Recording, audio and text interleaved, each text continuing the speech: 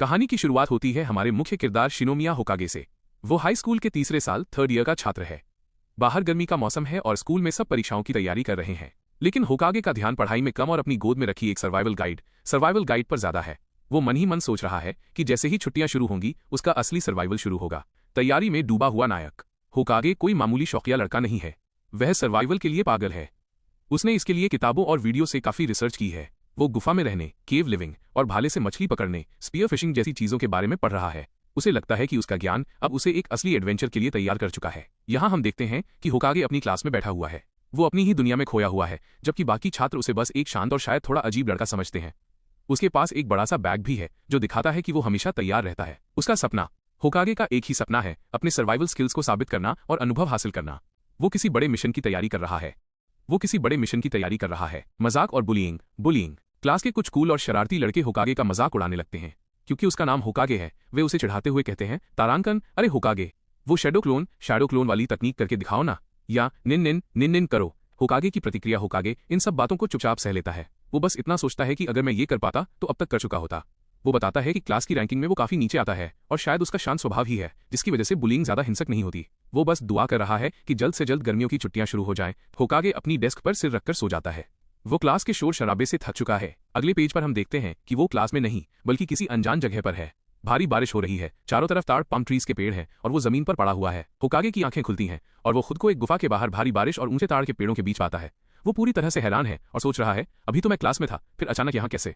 आसपास का नजारा किसी डरावने जंगल जैसा है। होकागे को महसूस होता है कि भले ही उसे लग रहा है कि ये एक सपना है, लेकिन यहाँ की हवा, बारिश और मिट्टी बिल्कुल असली लग रही है। वो घबराने के बजाय अपनी स्थिति का जायजा लेता है। वो जमीन पर बैठा है और उसके पास उसका स्कूल बैग भी है। वो खुद से पूछता है, क्या ये हकीकत है? वो तुरंत अपना फोन निकालता है, लेकिन उम्मीद के मुताबिक वहाँ ना तो कोई फोन लाइन है और ना ही वाईफाई।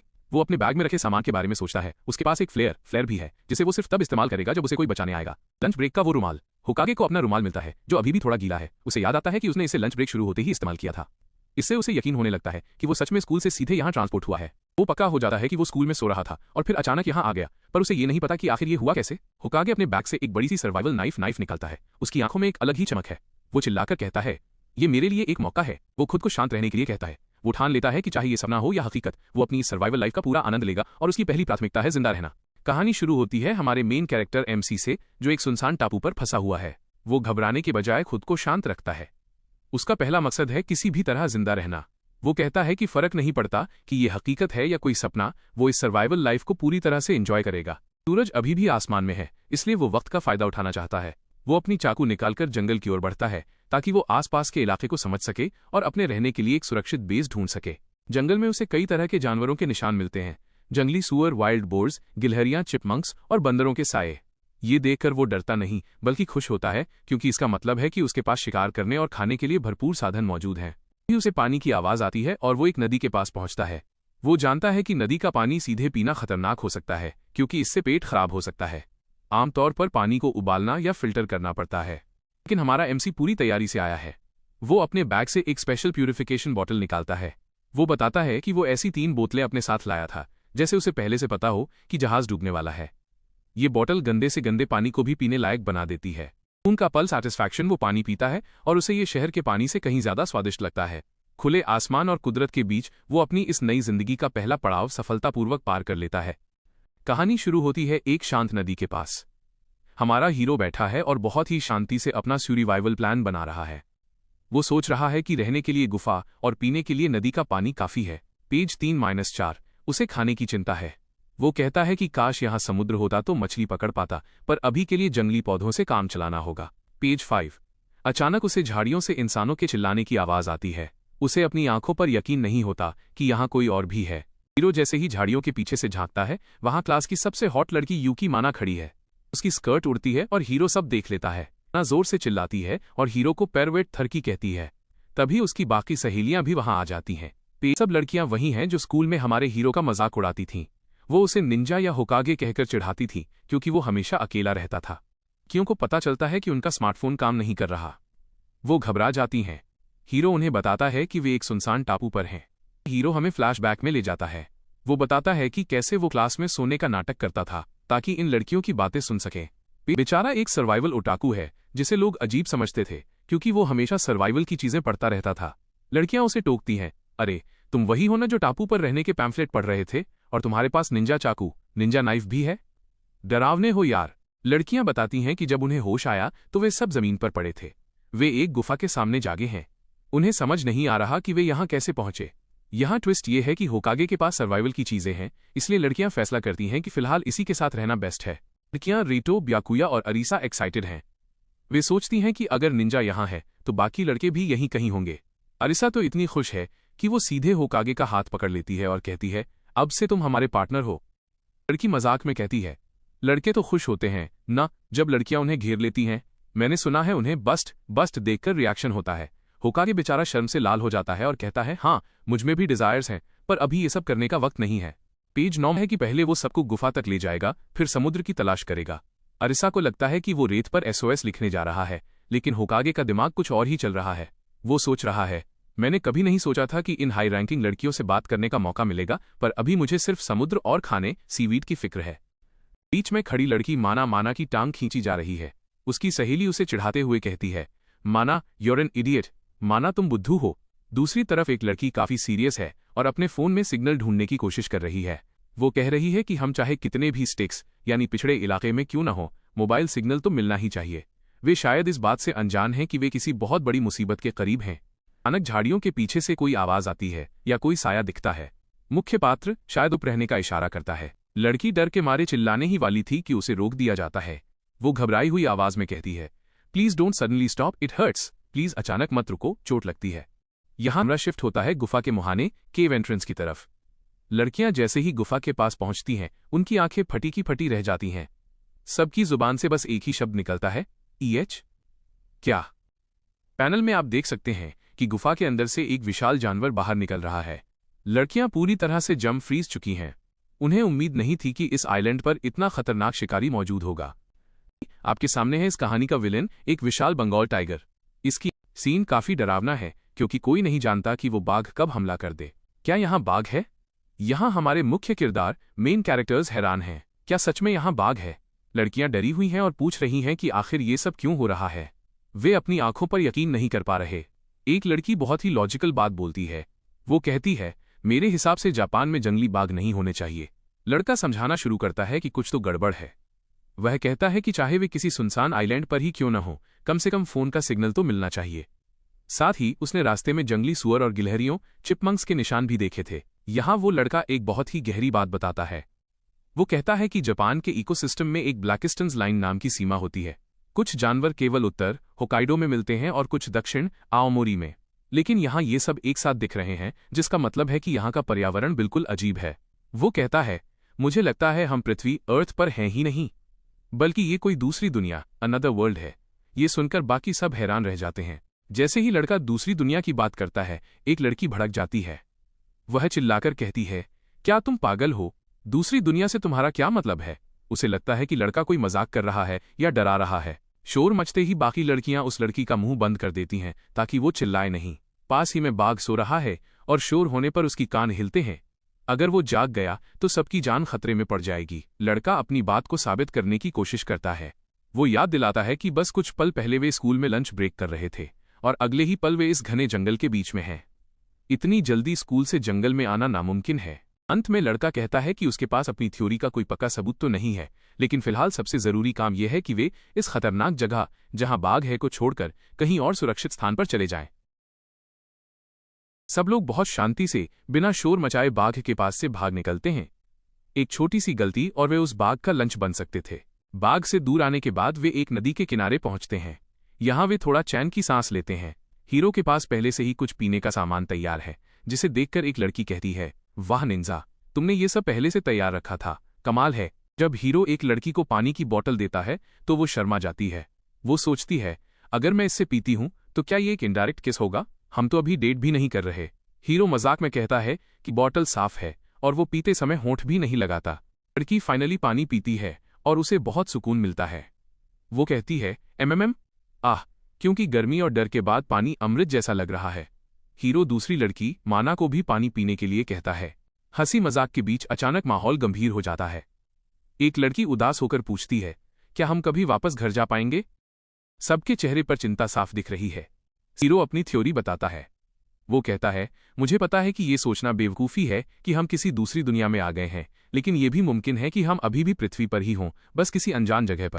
एक लड़की बहुत उदास है और उसे समझ नहीं आ रहा कि वे घर कैसे लौटेंगे। हमारा हीरो उसे हिम्मत देता है और कहता है कि अगर वे जंगल से बाहर निकल पाए तो शायद उन्हें कोई इंसानी बस्ती मिल जाए। एक दूसरी लड़की चिल्लाकर कहती है कि उसे तुरंत घर जाना है, लेकिन समस्या ये है कि उन्हें सही दिशा का अंदाजा ही नहीं है। हीरो के पास एक पुराना स्मार्टफोन है, भले ही वहां सिग्नल नहीं है, लेकिन उसका कैमरा अभी भी काम कर रहा है। हीरो सोचता है कि अगर वो किसी ऊंचे पेड़ पर चढ़कर चारों तरफ की तस्वीरें ले लें तो उसे रास्ता खोजने में मदद मिलेगी। तभी एक लड़की उसे अपनी मॉडर्न सेल्फी स्टिक देती है ताकि वो और भी ऊंचाई से तस्वीरें क्लिक कर सके। हीरो को पहले कभी सेल्फी स्टिक चलाना नहीं आता था, इसलिए वो लड़की उसे बड़े प्यार से इसे इस्तेमाल करना सिखाती है। जैसे ही हीरो पेड़ पर चढ़ना शुरू करता है, उसकी फुर्ती देखकर लड़कियां हैरान रह जाती हैं। वे उसे रियल निंजा और बंदर बुलाने लगती हैं। नीचे खड़ी लड़कियां जो पहले डरी हुई थीं, अब हीरो को चीयर कर रही हैं। हीरो सोचता है कि लड़कियां मानसिक रूप से कितनी मजबूत होती हैं। हीरो पेड़ की चोटी पर पहुंचकर फोटो खींच ही रहा होता है कि तभी उसे कुछ महसूस होता है। अचानक एक शरारती बंदर आता है और हीरो के हाथ से सेल्फी स्टिक और फोन छीनकर भागने लगता है। नीचे से लड़कियां मजाक उड़ाती हैं कि तुम निंजा होकर भी एक बंदर से हार गए। वो बंदर पेड़ से नीचे कूदता है और सीधे उस लड़की के पास पहुंच जाता है जिसने सेल्फी स्टिक दी थी। बंदर उस लड़की से डरने के बजाय उसके बहुत करीब चला जाता है, जिसे देखकर हीरो दंग रह जाता है। वो लड़की मुस्कुराते हुए बताती है कि उसके पास जानवरों से दोस्ती करने की एक खास काबिलियत है। बंदर लड़की के साथ खेल रहा होता है, लेकिन हीरो को लगता है कि बंदर उसे परेशान कर रहा है। हीरो जोश में आकर लड़की को बचाने के लिए बंदर पर झपटता है, लेकिन इस हड़बड़ी में कुछ मजेदार और अजीबोगरीब एक मोमेंट्स हो जाते हैं। अंत में जब हीरो फोन में ली गई तस्वीरों को देखता है तो उसका दिल बैठ जाता है। अंततः तस्वीरों में दूर दूर तक न तो कोई शहर दिखता है और न ही कोई सड़क। चिल्लाता है, ये बहुत बड़ी खोज है। उसे महसूस होता है कि जिस समंदर को वो ढूंढ रहे थे वो उनके बहुत करीब है। बाकी लड़कियां थोड़ी कंफ्यूज्ड हैं, उन्हें लगता है कि शायद कुछ खास नहीं मिला, पर होकागे उन्हें समझाता है कि समंदर मिलने का मतलब है ढेर सारे रिसोर्सेज। खाने पीने और सर्वाइवल के लिए समंदर एक खजाना है। तभी एक लड़की नोटिस करती है कि फोटो के बैकग्राउंड में कुछ धुंधला सा दिख रहा है। वो फोटो को जूम करते हैं और उन्हें दूर पानी के बीच में एक टापू आइलैंड दिखाई देता है। होकागे गेस करता है कि अगर ये एक निर्जन द्वीप अनइनहैबिटेड आइलैंड है तो चांस है कि उस सामने वाले टापू पर लोग रहते हों। उनकी उम्मीदें जाग जाती हैं कि शायद वो अकेले नहीं हैं। जैसे ही उन्हें समझ आता है कि रेस्क्यू होने के चांस बढ़ गए हैं, पूरी टीम खुशी से झूम उठती है। वो सब एक साथ चिल्लाते हैं, यट्टा, यानी हमने कर दिखाया। होकागे को पता है कि टेक्नोलॉजी पर पूरी तरह भरोसा नहीं किया जा सकता। वो कहता है कि हमें रास्तों पर निशान, लैंडमार्क्स लगाने चाहिए ताकि हम रास्ता न भटकें। लड़की पूछती है, जब हमारे पास फोन का कंपास है तो निशानों की क्या जरूरत? होकागे एकदम प्रो सर्वाइवल वाली बात करता है, अगर फोन टूट गया या बैटरी खत्म हो गई तब क्या करेंगे? लड़की होकागे को क्लमसी अनाड़ी बोलकर चिढ़ाती है क्योंकि वो फोन का कंपास इस्तेमाल करना भूल गया था। टीम की बॉन्डिंग देखने लायक है। इनका अगला गोल सेट है समंदर की तरफ बढ़ना। फोन का इनबिल्ट कंपास बिना सिग्नल के भी काम कर रहा है, जो उन्हें सही दिशा ईस्ट साउथ दिखा रहा है। लोग जोश में जंगल के रास्ते निकल पड़ते हैं, पर कागे-कुन काफी गहरी सोच में डूबा होता है। अनजान टापू आइलैंड पर फंस गए हैं और हालात काफी नाजुक हैं। होकागे बताता है कि वो एक रास्ता ढूंढ रहा है जिससे वो अपनी गुफा केव को वापस पा सकें। दरअसल एक विशाल जंगली बाघ टाइगर ने उनकी गुफा पर कब्जा कर लिया है, जो उनके रहने की इकलौती सुरक्षित जगह थी। बाकी लड़कियां घबराई हुई हैं। उनका मानना है कि एक बड़े बाघ से लड़ना नामुमकिन है, लेकिन होकागे का कहना है कि अगर उन्होंने उस बाघ के मन में इंसानों का डर नहीं बैठाया तो आज नहीं तो कल वो बाघ उन सबको मार देगा। ग्रुप में बहस होती है कि उनके पास न तो कोई हथियार है और न ही चाकू चलाने का हुनर। होकागे खुद मानता है कि सीधे तौर पर लड़ना मुश्किल है, इसलिए वो किसी चालाकी या ट्रैप के बारे में सोच रहा है। तभी माहौल थोड़ा हल्का होता है। काले बालों वाली लड़की उसे चीयर करती है और कहती है, होकागे-कुन तुम कमाल हो, यहाँ हमें किरदारों के बीच की प्यारी बॉन्डिंग देखने को मिलती है। कागे सबको लेकर जंगल के घने रास्तों से बाहर निकलता है। वो कहता है, बस हम पहुंचने ही वाले हैं, हम जंगल से बाहर आ रहे हैं। सूरज समुद्र तट बीच पर पहुंच जाते हैं। चमचमाता सूरज और नीला पानी देखकर लड़कियां अपनी सारी टेंशन भूल जाती हैं और खुशी से झूम उठती हैं। लड़कियां तुरंत पानी की तरफ भागती हैं। कोई पानी में भीग रहा है तो कोई रेत पर खेल रहा है। ये एक क्लासिक बीच एपिसोड जैसा मोमेंट है जहां सर्वाइवल की टेंशन कुछ देर के लिए थम जाती है। ये अभी भी काम की बात सोच रहा है। वो देखता है कि किनारे पर शेलफिश, सीपियां हैं। उसे उम्मीद है कि यहाँ सीवीड और मछलियां भी मिलेंगी, जिससे उनके खाने का इंतजाम हो जाएगा। फिर से सोच में पड़ जाता है। भले ही उन्हें समुद्र मिल गया हो, लेकिन बाघ का खतरा अभी टला नहीं है। उसे खाने का जुगाड़ भी करना है और रहने का भी। जैसे ही सूरज ढलने लगता है, ग्रुप को एहसास होता है कि अब मस्ती का समय खत्म हो गया है। होकागे सबको आवाज देता है कि सूरज डूबने वाला है और उन्हें अंधेरा होने से पहले वापस निकलना चाहिए। लड़कियां थोड़ी हैरान होती हैं और पूछती हैं, वापस? पर कहाँ? उन्हें लगता है कि शायद वे किसी सुरक्षित जगह की तलाश करेंगे, लेकिन होकागे के मन में कुछ और ही चल रहा है। आगे अपने बैग से कुछ उपकरण निकालता है और बड़े आत्मविश्वास के साथ कहता है, क्या ये साफ नहीं है? हम वापस उसी गुफा में जा रहे हैं। वो ऐलान करता है कि अब समय आ गया है उस बाघ टाइगर से मुकाबला करने का और अपनी गुफा को वापस छीनने का। ही होकागे जंग की बात करता है, लड़कियों के चेहरे पर डर साफ दिखने लगता है। उनके दिमाग में उस खूंखार बाघ की तस्वीर आ जाती है। माहौल पूरी तरह से बदल जाता है। जहां अभी कुछ देर पहले सब खेल रहे थे, अब वहां मौत और जिंदगी का सवाल खड़ा हो गया है। लड़कियां इस बात को लेकर दहशत में हैं कि क्या उन्हें वाकई उस शिकारी का सामना करने के लिए वापस जाना पड़ेगा। समुद्र किनारे चर्चा करते हुए लड़कियां घबराकर कहती हैं कि वे सिर्फ नॉर्मल हाई स्कूल लड़कियां जेके हैं और इस दरिंदे से नहीं लड़ सकती। लेकिन ग्रुप लीडर का कहना है कि बिना टीम वर्क के उसे हराना नामुमकिन है। यहाँ बताया गया है कि पुराने जमाने में इंसान जानवरों को दूर रखने के लिए ब्रूट फोर्स यानी सीधी ताकत और आग का इस्तेमाल करते थे ताकि जानवर उन्हें खतरनाक समझें। चुनौती ये है कि ये बाघ साधारण नहीं बल्कि बहुत शक्तिशाली है। अगर उसने इन बच्चों को कमजोर शिकार समझ लिया तो वो तुरंत हमला कर देगा, इसलिए सीधी लड़ाई जानलेवा हो सकती है।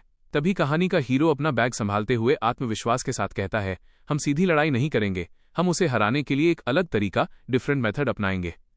चलो रास्ते में बताऊंगा। हीरो सबको जंगल की ओर ले जाता है और कहता है, चलो चलते हैं, मैं तुम्हें रास्ते में अपना पूरा प्लान समझाऊंगा। बाकी सब थोड़े डरे हुए उसके पीछे चल देते हैं। बंदर मिलते हैं जो अपनी आवाजें उकी निकाल रहे हैं। लड़की खुश होकर उसे गले लगा लेती है और कहती है, वेलकम बैक रीता। इससे पता चलता है कि इनकी बंदरों से पुरानी दोस्ती है। पूरा ग्रुप बैठकर आराम करता है। हीरो हैरान है कि उन्होंने बंदर का नाम भी रख दिया है। लड़की बताती है कि वह बंदर उससे बहुत ज्यादा घुल मिल गया है और अब यही बंदर उस बाघ के खिलाफ उनकी मदद करेंगे। ईरो मंकी कहता है, क्योंकि वो हमेशा लड़कियों के करीब रहता है, जिससे हीरो थोड़ा चिढ़ भी जाता है। यहाँ कहानी में ट्विस्ट आता है। रीता असल में बाकी बंदरों के साथ मिलकर स्काउटिंग यानी जासूसी कर रहा था। वो अपनी भाषा में हीरो को कुछ बताने की कोशिश करता है। सब हैरान रह जाते हैं जब पता चलता है कि वो लड़की बंदरों की भाषा समझ सकती है और उन्हें निर्देश भी दे सकती है। हीरो चिल्लाता है, ये तो कमाल की एबिलिटी है, उसे अब बंदरों की मदद से दुश्मन की लोकेशन पता चल सकती है। लड़कियां मजाक में चर्चा करती हैं कि शायद वो इन बंदरों की बॉस या टेमर है। यहां तक कि एक फनी इमेजिनेशन में उसे एक क्वीन के रूप में दिखाया गया है जो हंटर ड्रेस में बंदरों पर राज कर रही है। जो तुरंत एक्शन में आता है। वो सबको सतर्क करता है कि उन्हें बहुत धीरे और शांति से आगे बढ़ना होगा। अगर उन्होंने कोई शोर किया तो टाइगर जाग सकता है और उनकी जान खतरे में पड़ सकती है। जैसे ही वे गुफा के करीब पहुंचते हैं, वे देखते हैं कि टाइगर वाकई खर्राटे भर रहा है। हीरो आदेश देता है, सब लोग प्लान के हिसाब से अपनी पोजीशन ले लो। टाइगर सबको समझाता है कि अगर उन्होंने इस खतरे को आज नहीं भगाया तो वे रात को चैन से सो नहीं पाएंगे। उनके पास रहने के लिए घर नहीं है, इसलिए उन्हें जंगली जानवरों से अपनी जान बचाने के लिए खुद ही लड़ना होगा। हमारा हीरो अपनी टीम का हौसला बढ़ाते हुए कहता है, तैयार हो जाओ, हमें इसे पीछे धकेलना है। उसका हथियार हो सकता है। लड़कियां भी पीछे नहीं हटती। वे अपनी पूरी हिम्मत जुटाती हैं। कोई कह रही है मैं अपना बेस्ट दूंगी, तो कोई बिल्कुल डरी हुई है लेकिन फिर भी लड़ने को तैयार है। टीम वर्क तो भाई गजब का दिख रहा है यहाँ। अब अपना सामान बैग्स कस लेते हैं और जोश में चिल्लाते हैं, चलो चलें। वे घने जंगल की ओर बढ़ते हैं जहां उनका सामना मौत से होने वाला है। सामने आ खड़ा होता है। उसकी आंखें शिकार की तलाश में चमक रही हैं। माहौल एकदम सीरियस हो चुका है। सीन में हम देखते हैं कि पांचों छात्र उस बड़े से बाघ के बिल्कुल सामने हैं। बाघ दहाड़ रहा है और बच्चे सहमे हुए हैं लेकिन डटे हुए हैं। क्या सबके चेहरों पर डर साफ दिख रहा है। ये सामने आ खड़ा होता है। इसके पंजों को देखो, कितने नुकीले हैं। ऐसा लग रहा है मानो ये अभी इन सब का शिकार कर लेगा। जहां बाकी सब थर थर कांप रहे हैं, हमारा मेन लीड हीरो एकदम शांत है। वो अपनी टीम को चिल्लाकर कहता है, डरो मत। अगर तुम पीछे हटे या घबराए तो ये सीधा तुम्हारे ऊपर झपट्टा मारेगा। टाइगर हार मानने वालों में से नहीं है। वो अपनी पूरी ताकत से एक भयानक दहाड़ मारता है। उसके दांत और चेहरे के भाव देखकर किसी की भी रूह कांप जाए। माहौल एकदम करो या मरो वाला हो गया है। बिना किसी देरी के वो विशाल, ऐसा लगता है जैसे ये इनका आखिरी पल होने वाला है। बाघ को अपनी तरफ आता देख लड़कियां पूरी तरह दहशत में हैं। उनकी आंखों में मौत का डर साफ झलक रहा है और वो अपनी जान की दुआ मांग रही हैं। अब बाघ और हमारे हीरो के बीच बस कुछ ही कदमों की दूरी बची है। हीरो अभी भी अपनी जगह से हिला नहीं है। ये बिल्कुल एक वाइल्ड लाइफ थ्रिलर फिल्म के सीन जैसा लग रहा है। हीरो के पास कुछ है, वो धीरे से कहता है गुड, और अपने बैग या कमर के पास से कुछ रहस्यमयी स्टिक्स निकालता है। उसके चेहरे पर अब डर नहीं बल्कि एक शिकारी वाली चमक है। बाघ भी रुक जाता है। उसे समझ नहीं आ रहा कि ये छोटा सा इंसान उससे डर क्यों नहीं रहा।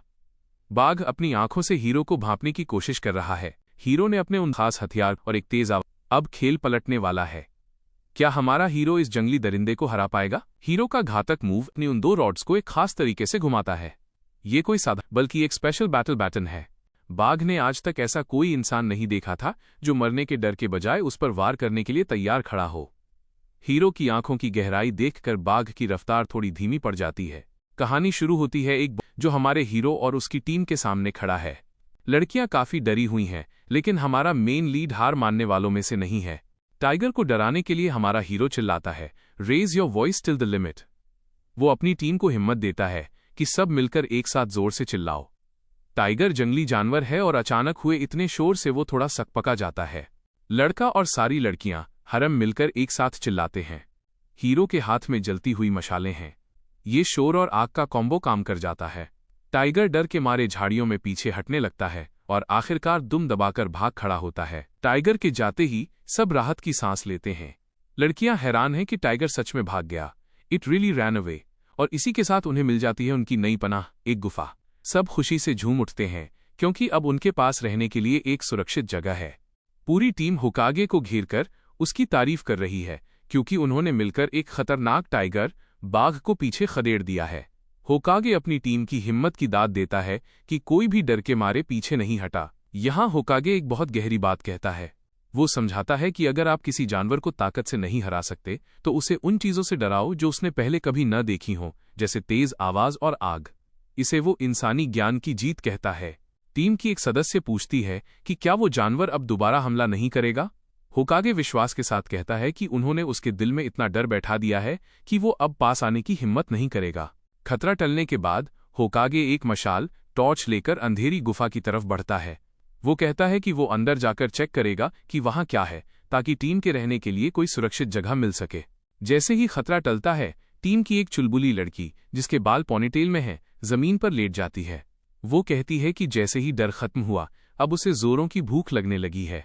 अगले ही पल एक मजेदार सीन आता है जहां उस लड़की के पेट से इतनी जोर की आवाज आती है कि पास खड़ी दूसरी लड़की हैरान रह जाती है और मजाक में पूछती है, क्या तुम कोई जंगली जानवर हो? बाकी लड़कियां भी भूख की शिकायत करती हैं, लेकिन साथ ही उन्हें इस बात की चिंता है कि सूरज ढलने वाला है। सर्वाइवल में अंधेरा होने से पहले ठिकाना ढूंढना बहुत जरूरी होता है। भूख से बेहाल लड़की सुझाव देती है कि चलो नदी पर चलकर मछलियां पकड़ते हैं, लेकिन होकागे तुरंत मना कर देता है क्योंकि मछली पकड़ने में बहुत समय लगता है और उनके पास वक्त की कमी है। होकागे एक आसान रास्ता निकालता है। वो सुझाव देता है कि क्यों ना हम मशरूम कुकुरमुत्ता खा लें।